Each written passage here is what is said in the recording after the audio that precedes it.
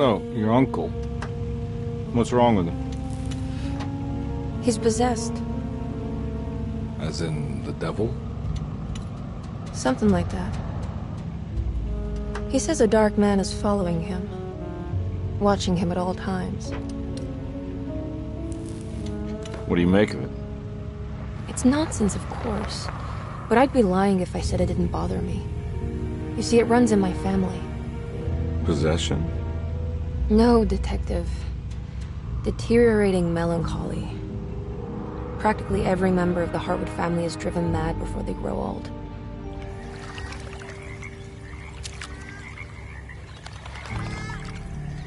But Jeremy didn't kill himself. Is that why he's at your setup? Despite being convinced that he is truly possessed, he decided to put his last chips on Dr. Gray and his psychoanalysis, figuring he might stumble upon some cure.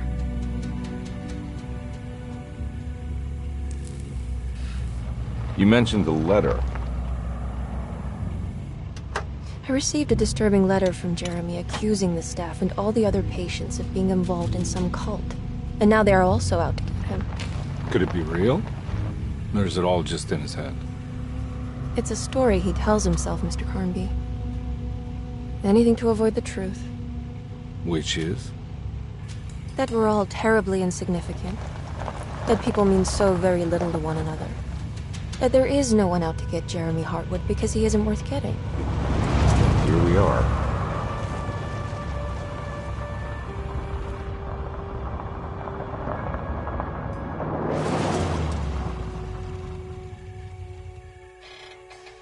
My uncle's not well, Mr. Carnby. I want to make sure he's all right. Then what's my part in this? You couldn't get a cab? I just wouldn't feel safe going alone.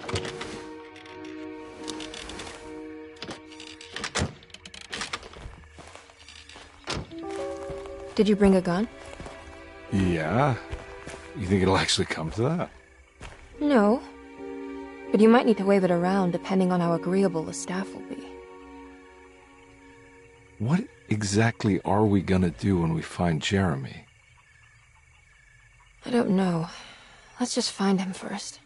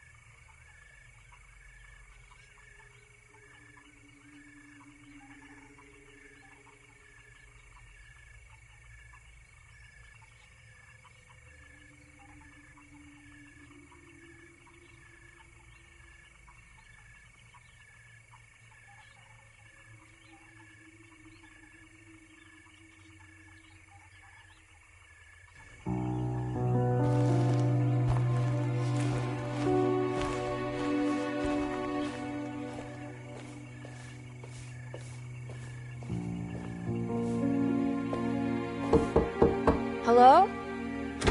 Hello? Looks abandoned. It can't be. There has to be someone around.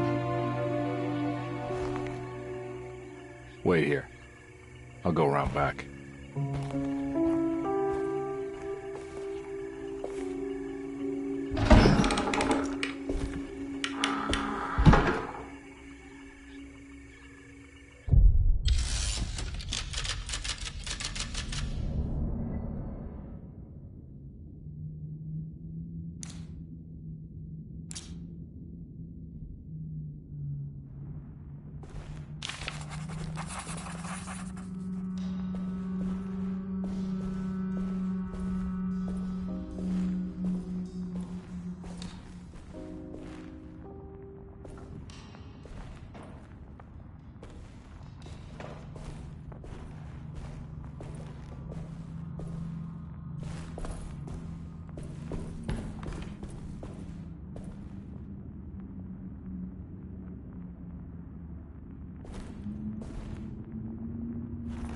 Now, what do we got here?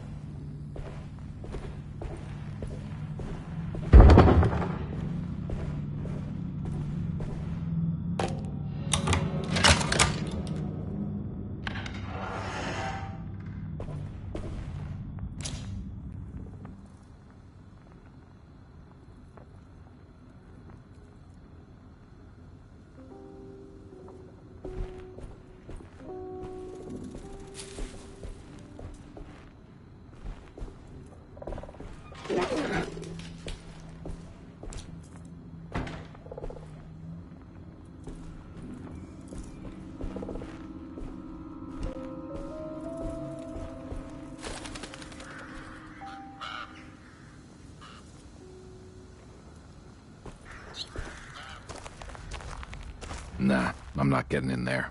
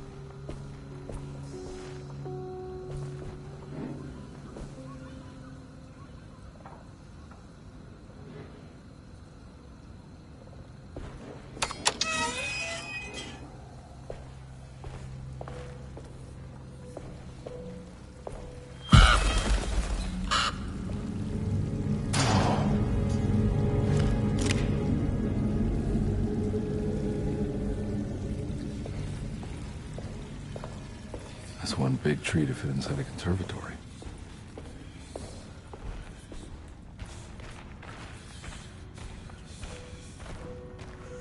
Huh? What?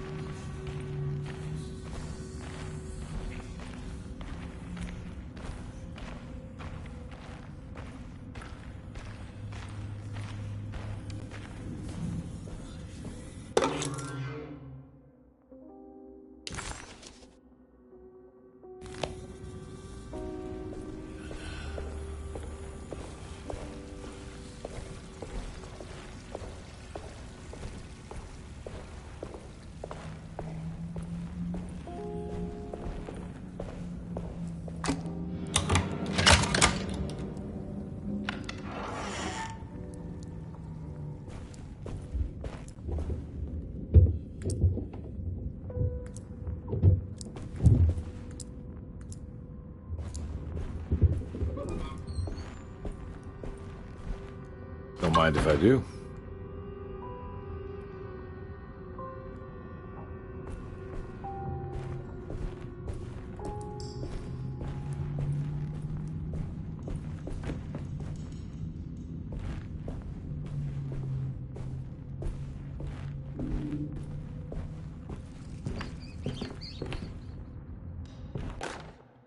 Every day your silence weighs a little heavier. It's been a difficult year for everyone, and many have lost all hope. I read in the papers about people suffering. Pictures of dust-covered landscapes without a drop of water.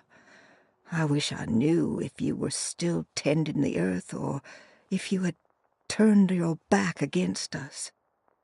I have started to look for help elsewhere. I pray you will tell me if I am going down a path that you find disagreeable. With help from Baptiste and Charlotte, I found comfort in the practice of the voodoo. I have long been skeptical of that Caribbean cult, but it's been of good use to me. It seems all harmless in my book. I say some words dreamt up by the Creoles, and I carry around a small pocket of gris-gris. Nothing of this is mentioned in the Bible, of course, but the French Quarter priestess tells me it's all connected. She says the Christian God is just one more perspective on the creator of things. That's what I like to think, but the other way around, that the spirits of her faith are just aspects of you, our Heavenly Father. I am so grateful for the words you gave Mr. Hartwood. We will sing your praises at St. John's Eve. The world will be blessed soon again. Only the sacrifices of the Old Testament compare to your demands. Let it be the truth. A mother of earth, wood, and dirt. A mother of 1,000 young. Sacred sand, $1. Black cat oil, $1.50. Devil shoestrings, a quarter. That makes $2.75, madame. What was that you were telling the doctor? A goat without horns. What does that mean? Ah, you must have misheard me, madame. I said no such thing. Please, I know I don't look like any of you, but I'm devout. I'm ready to do what it takes. Do not be so eager to sacrifice the few things you have left, madame.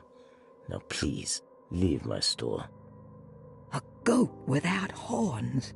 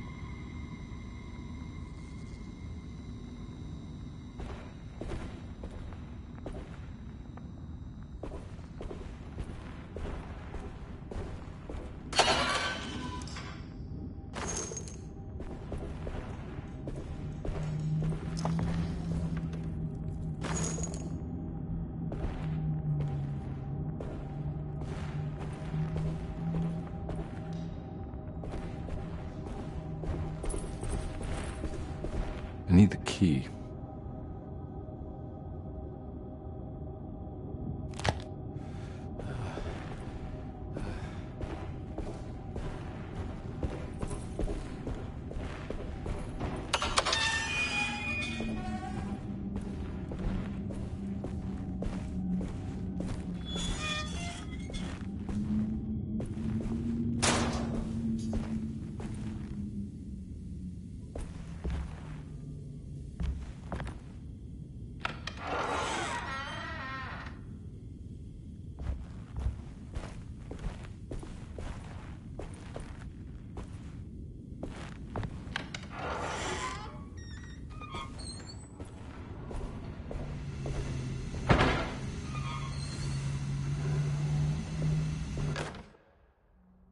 Please do not touch the boiler.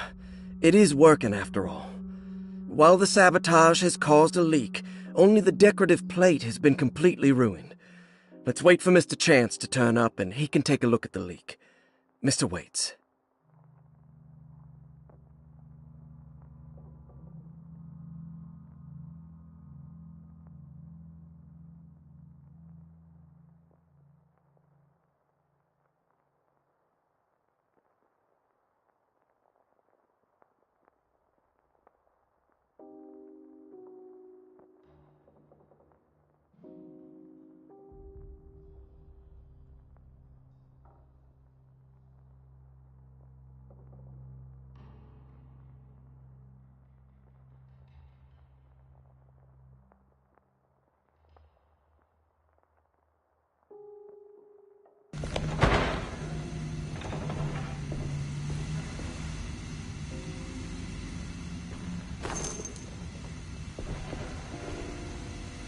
That doesn't look safe.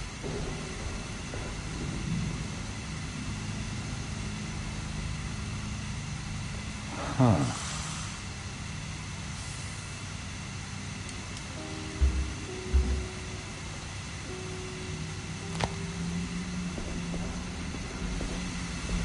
There's something missing.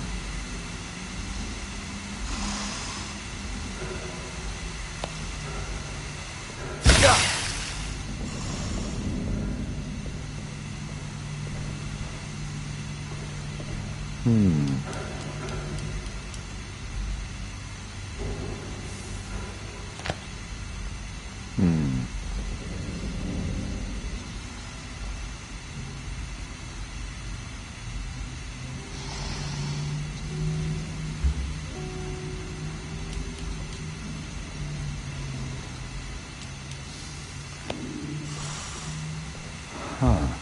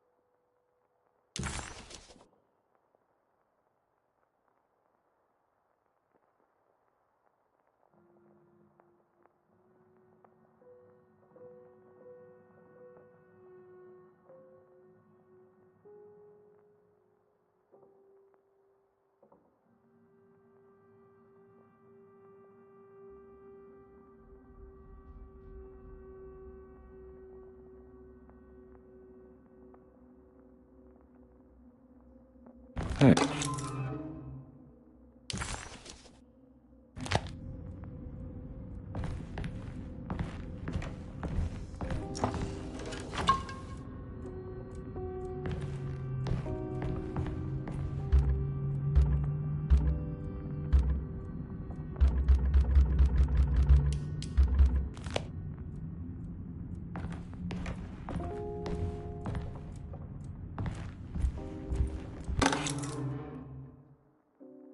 Sunday, June 22nd.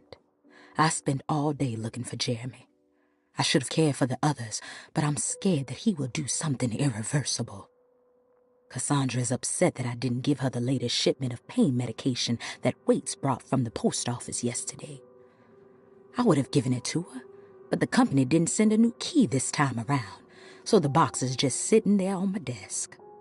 They must have figured we had plenty of their gimmicky keys by now. I only remember seeing one lately. Grace was playing with it inside the grand parlor. Unless it turns up by itself, it will have to wait. I have to figure out where Jeremy is. I think Jack knew something. That dog of his found a strange rot permeating the house. She's showing us, he said. Like those blots and streaks of fetid rot was talking to him.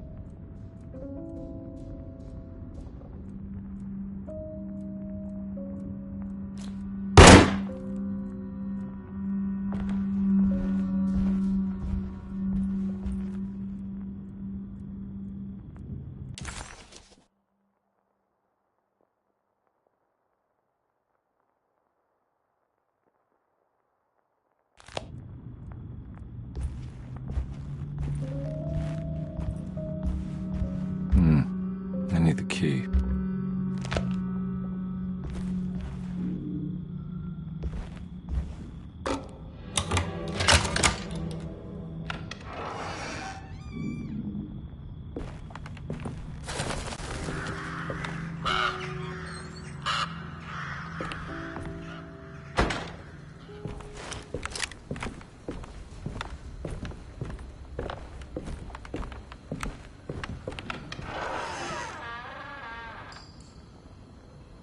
Oh.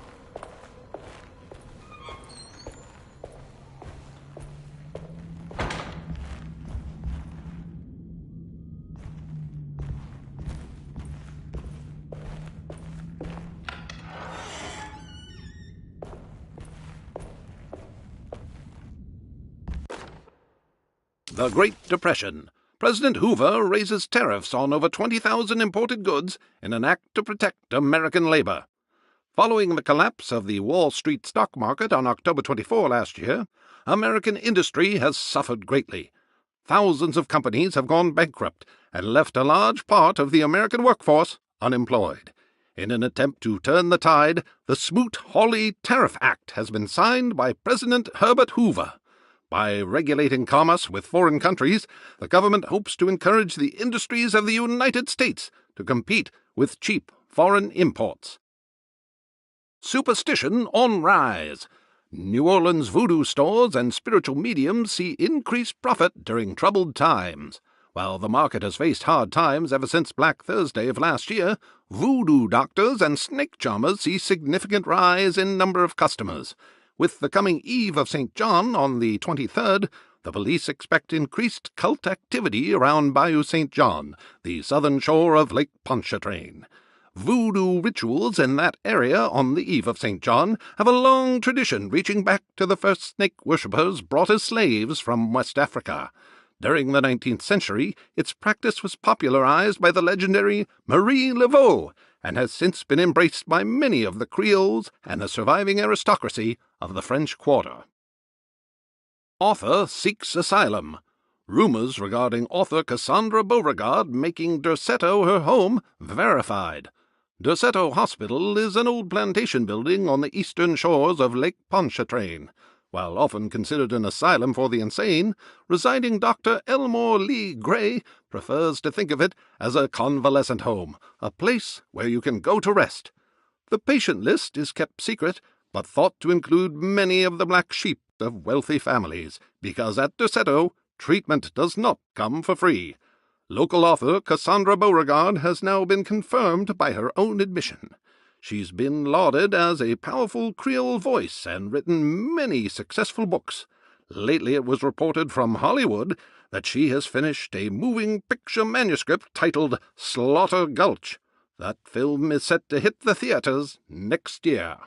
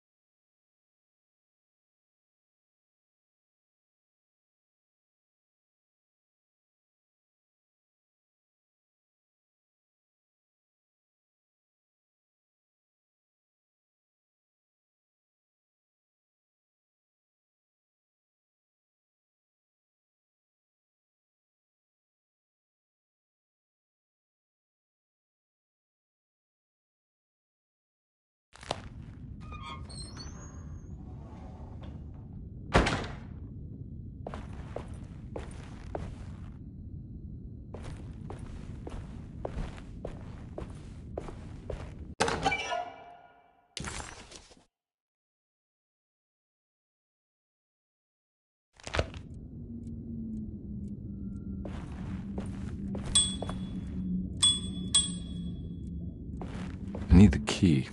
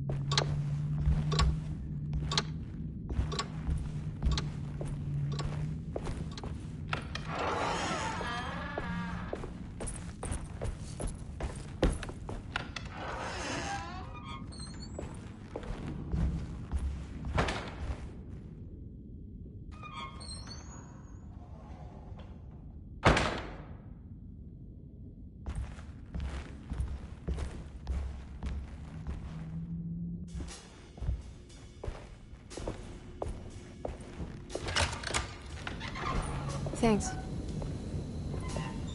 What are you doing? Who are you? Whoa, pardon me, excuse me. My name is Edward Carnby, private investigator. I hope you don't mind we let ourselves inside. I do mind.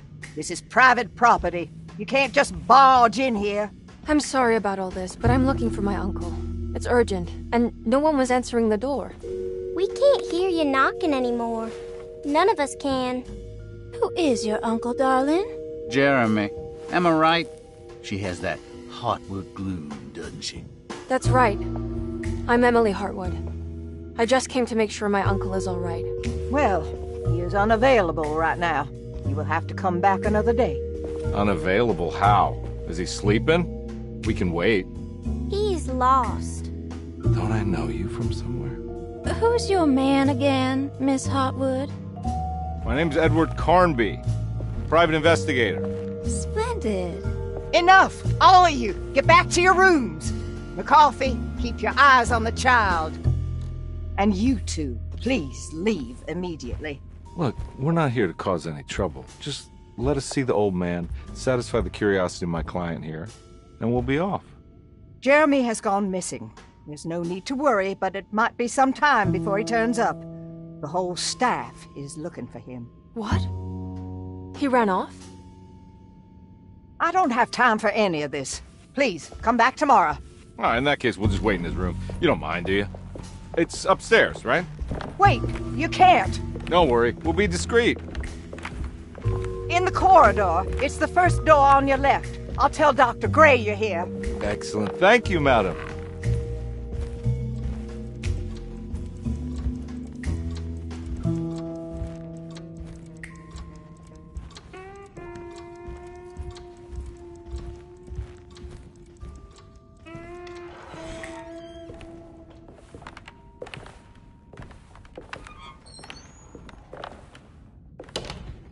All right, here we are. Let's look around. See if we can dig up any clues.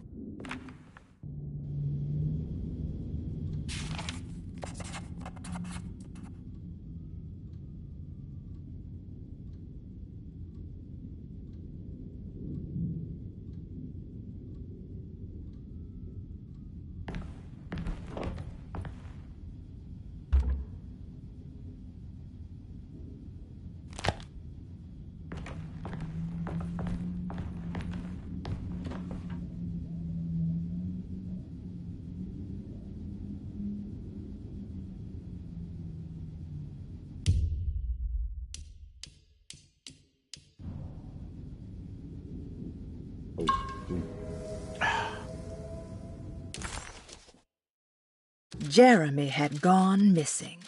The housekeeper said the staff at Derceto was looking for him, and that Detective Conby and Emily should come back tomorrow.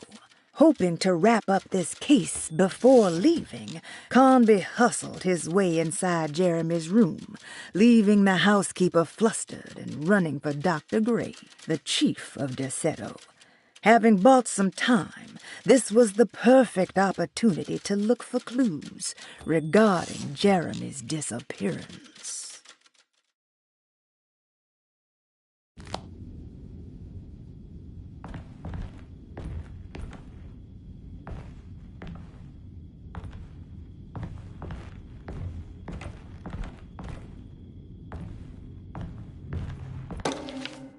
Every night the dark man stands opaque at the threshold of my room, counting the days until my spirit spills out of my tired shape. Only his pallid mask shelters my remaining sanity. Staring directly into the face of that demonic sultan would surely sunder time itself. Would he have looked the same to my father as he struggled for his life? Does his veiled face haunt my niece quite the same way? I wish so that I could rest my soul in that sunburnt convent of Teruel. Would I find you there, Juan? Or Senora Perosi, back from the beyond? Every night I hide from him, moving from one misshapen memory to another. Scenes conjured out of fantasy and delirium. Places I struggle to even paint. I wish I understood your death, Signora. Is there anything I could do for you but bury you in that bleak necropolis? That triumphant chapel rising above the ledges and the oven vaults shall be your sepulchre, where you may rest, and I shall weep.